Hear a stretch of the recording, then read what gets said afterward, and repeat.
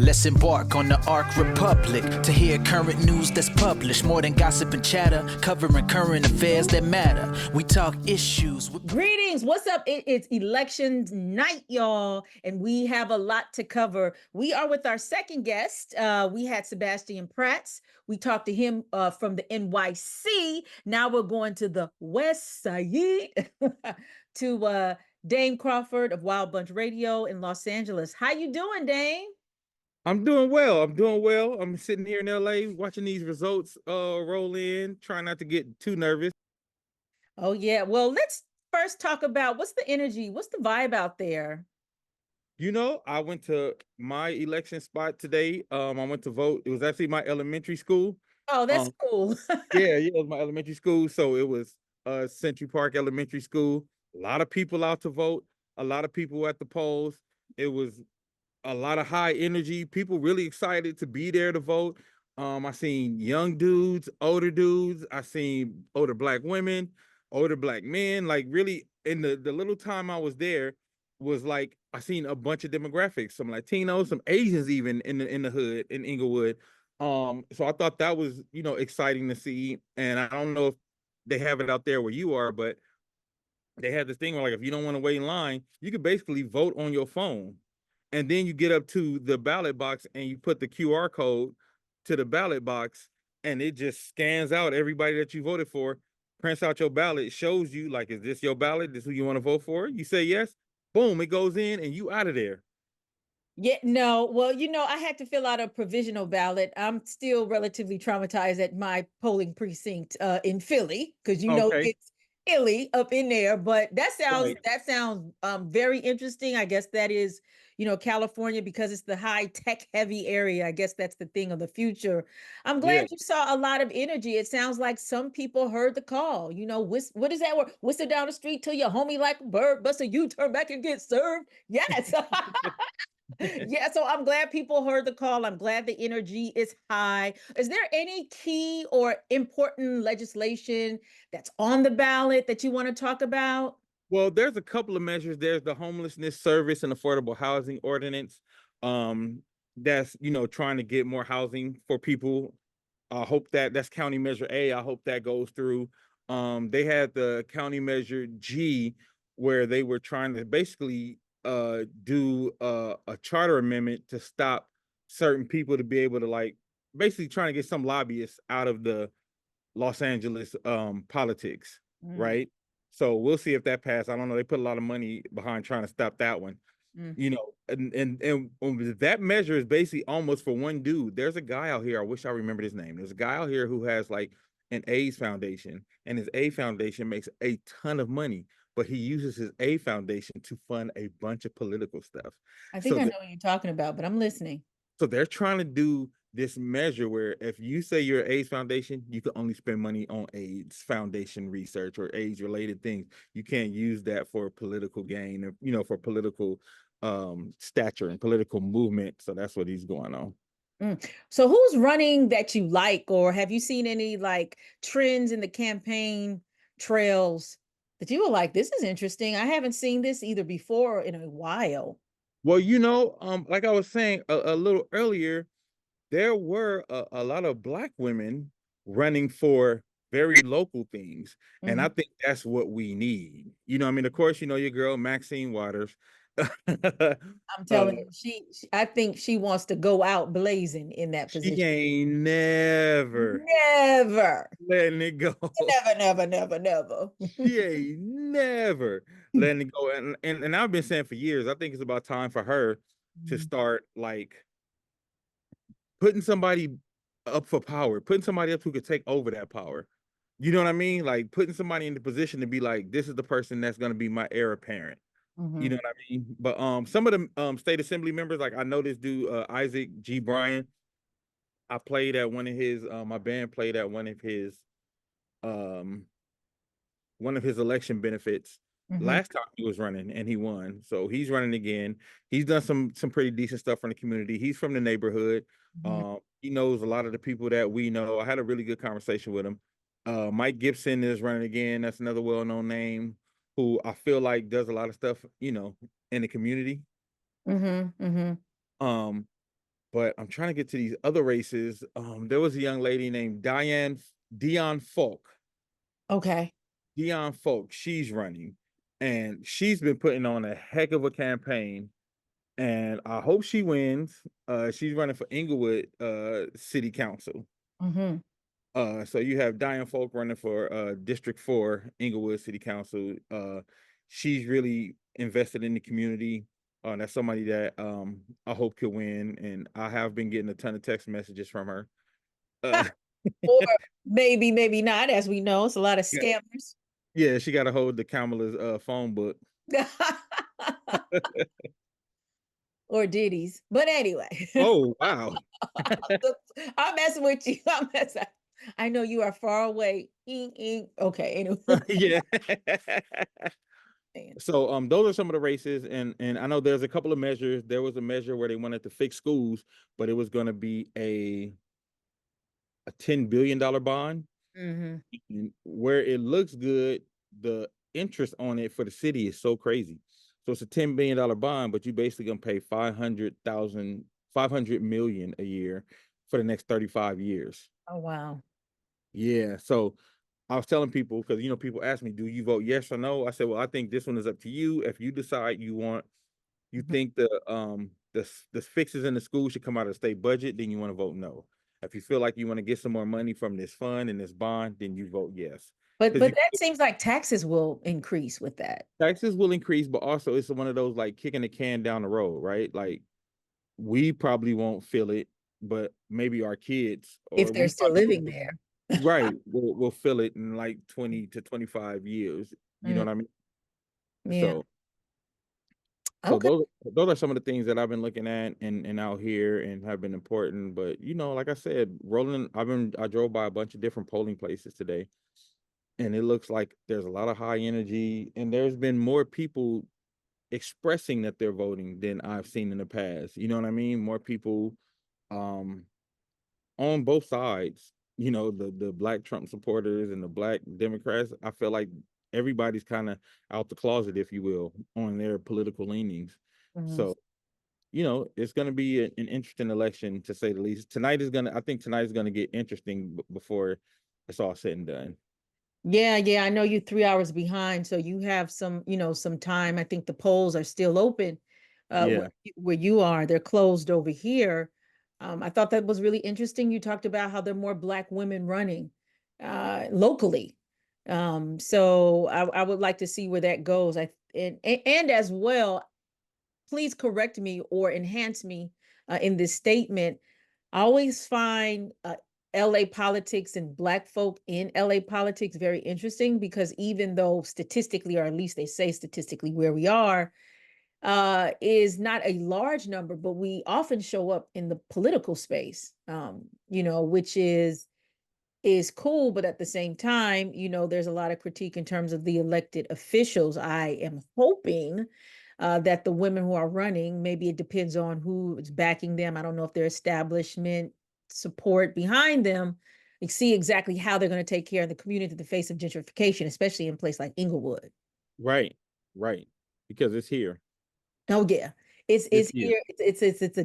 It's a done deal. I think they started gentrification when my parents moved to Inglewood in 77. They Okay. did. My dad told me my dad lived in Inglewood on 102nd and like Doty. Oh my And gosh, we were neighbors. That's where we lived, on like 103rd or something like that. And yeah, yeah, we were right there.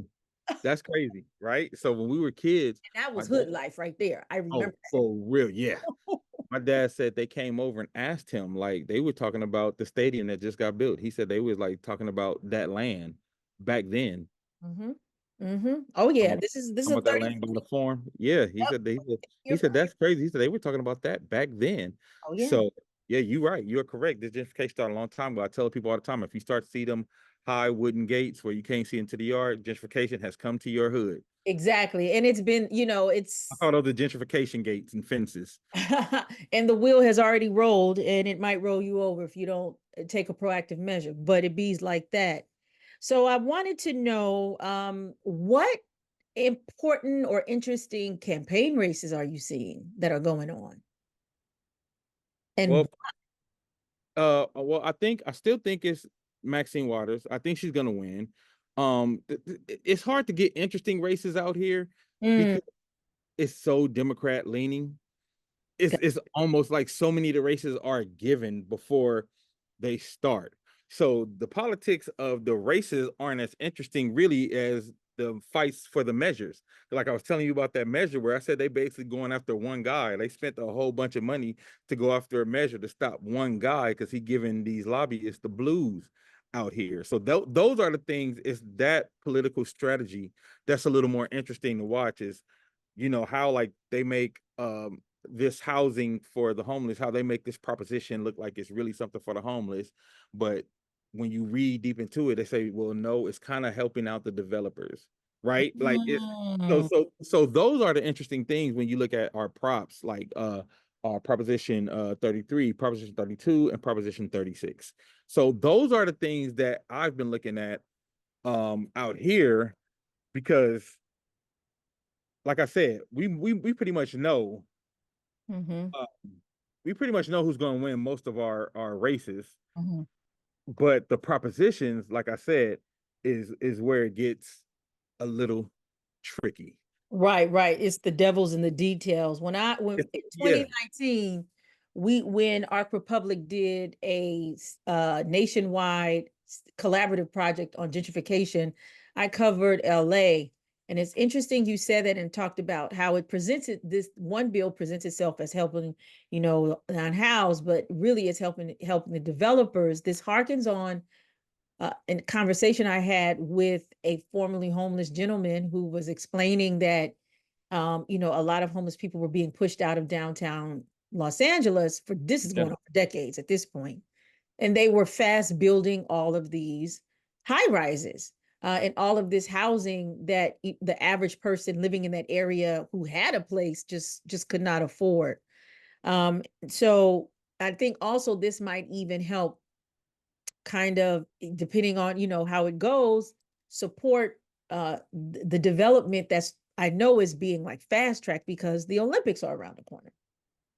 yep, So yeah. that's really very interesting. So let's get to these major elections. Let's talk about the Wait, Harris. wait, All before we right. get there, I did want to talk about some of these interesting LA props, right? So we have, of course, they wanted to borrow 10 billion for climate change, and this is what I was talking about, right?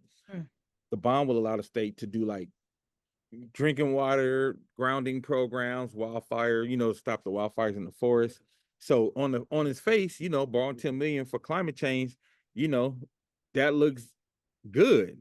But mm, again, it's gonna be a lot of debt.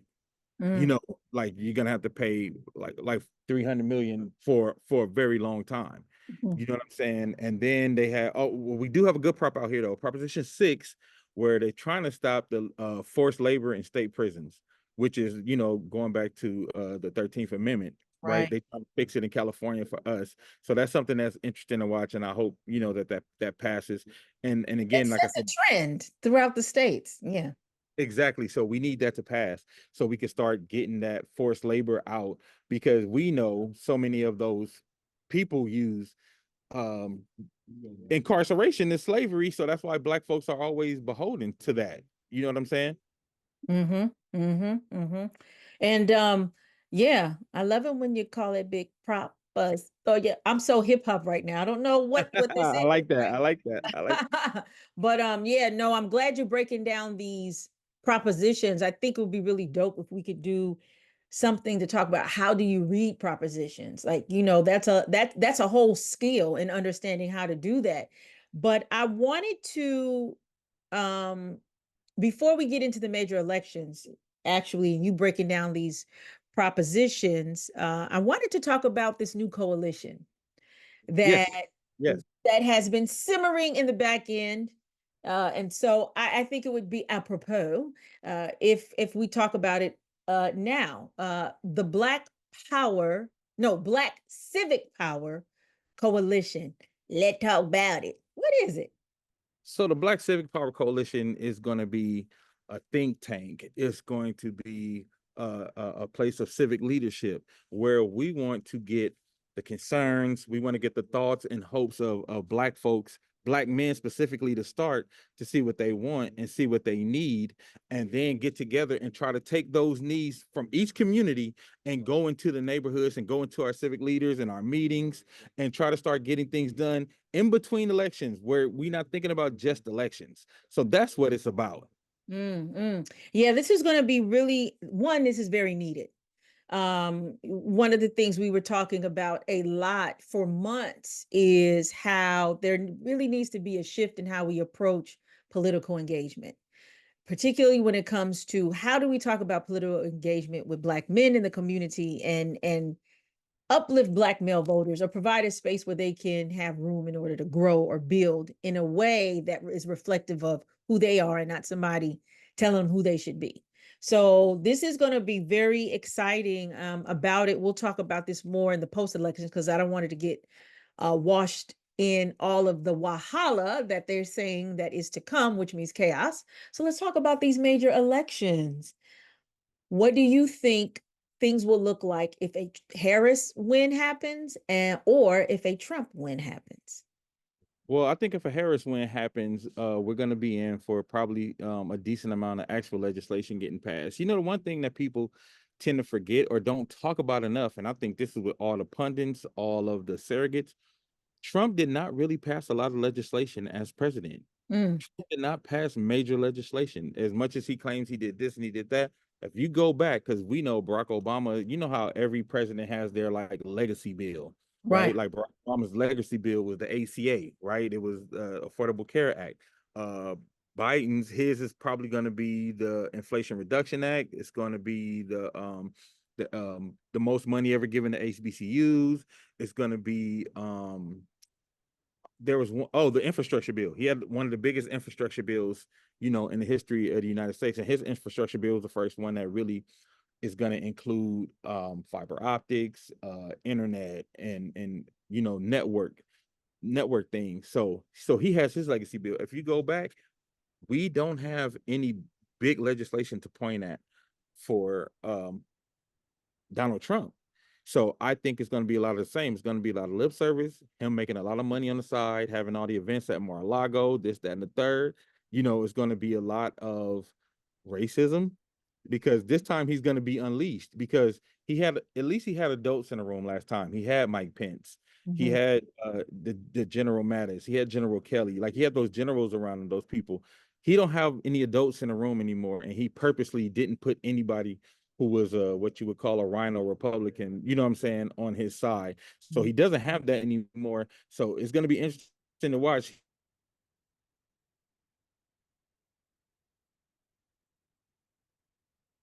Uh-oh. So we lost Dame for a minute. I know he's going to patch back in. It is a hot night in the city. So hopefully he can patch back. There you go. All right. What's good? It's all good. It's all good. Trust you me. I was checking my internet too because my internet gets very disrespectful. But it's a Yeah, hot night. I hope a whole bunch of people on the airwaves. We were talking about Trump doesn't have that rhino Republican in the room. And yeah, so yeah. So Trump doesn't have that rhino Republican in the room. He doesn't have that adult in the room to stop him from doing, because everybody, you know, I seen one of the arguments that was made where people were saying like, well, he tried to do insurrection, but he didn't succeed. He tried to do a Muslim ban, but he didn't succeed. I'm like, just because you attempted murder, you know what I'm saying? You don't get off scot-free because you didn't actually murder somebody. He still attempted the murder. You know what I mean? So because he had those people who were like, I think they said when he was talking about shooting protesters, they said like 80% of his staff were like, if you do that, we're all gonna quit right now. And that's the only thing that stopped him from doing that. wow. You know, they used to say, oh, Trump does not act presidential. I mean, at this point, I don't even know if he's just acting like a human. You know what I'm saying? Just some of the things he's doing are just totally off the wall. You know, or a leader or exhibit any type of leadership. I mean, you know, simulating sex acts on stage. I mean, it's gotten just real So crazy, crazy. so crazy. Like we were speaking in the pre-show that, you know, we feel that Trump has just basically checked out. He's just here for the pay and the stay until he can't go anymore. I firmly believe that. I think he is not taking this seriously. I believe he already feels like, he's not going to win. He definitely is not getting the response that he got in the previous election. So I think his ego has already been dinged. But it's just fascinating. He is a character and a caricature at the same time. Yeah. It's very interesting. So so I know you were talking a lot about Trump, the Trump presidency. So on both sides there, well, let me just say for Harris, there's this idea that if Harris is determined the winner, that the Trump side will protest, and then there will be some kind of political gridlock. In terms of, do you think that the Democrats would do that on the side of Trump, or will they Of course just, not. Of course not. man? Of course not. You know they don't have the cojones to do that. No, of course not. They pretty much are working on trying to defend themselves. Really, like if we win, they got to have lawyers ready for Trump's lawyers now. So they, even if they thought they can't even go on the offensive because they already know what his play is, and since they know what his play is, right, they're like, we got to have lawyers ready for when he tries to stop this election. He already started saying they cheating in Philly before they even started counting any ballots. Whoa, I do have a Philly voter experience, and I am traumatized somewhat. But we could talk about that on your show that's coming up. But I wanted to thank you. Wrap it up. We're going to talk in the post elections, in the post stank, or Right. celebration, whichever one or both at the same time. This thing is razor thin right now. Like you look, it's gonna be a razor thin. I don't think it's gonna be a landslide win either way. It's gonna be down to the wire. Yeah, hey, those though, well, I mean, the electoral college does determine it, but we shall see, what that is looking like. Well, from the looks of the map so far, it looks like they're winning everything that they were projected to win so far. Right. Right now, Kamala's up in Wisconsin, but it's early. It's very early. She's up in Wisconsin, Michigan, and PA. If she take those three, it's kind of a wrap for Trump. Yeah, it's definitely a done deal. Well, we shall see. We'll know more when I jump on your horn. Yeah, no more in a couple hours. Pause. Pause. Double, triple pause. Y'all, let me tell you, I've been knowing Dame since we were in high school. All right. So we're talking about 30 plus years. So, we joke a lot. And I just want you to know this is what brotherhood, sisterhood looks like. And just seeing each other grow and, marry and have children and all these things like that. So we can talk about this and not feel offended. Some people might be on the other like, oh my gosh, this is so whatever, but we Right.